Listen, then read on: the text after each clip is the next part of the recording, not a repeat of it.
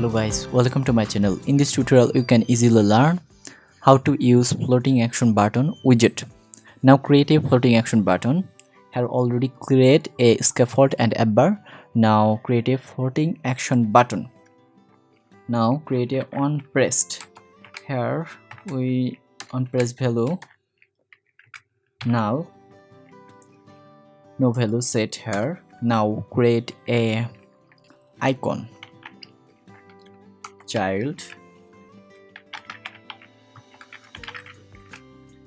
icon, here set icon.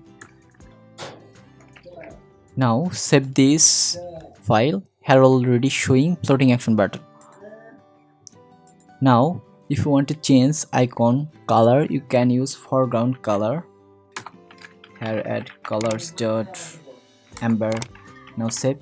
Here already change our icon color. Now we set our icon color white, that is better. Now if you want to change elevation or shadow, here already showing shadow, you can change hair elevation. Now you can use tooltip here. Save. When user click here already shape tooltip. Our tooltip name shape, here already showing shape tooltip. You can use here hover color. When user cursor or mouse show here already color change blue to red, that means this is hover color. If you want to add splash color, you can add splash color, colors dot green. Now save it. When anyone click here was showing splash green color.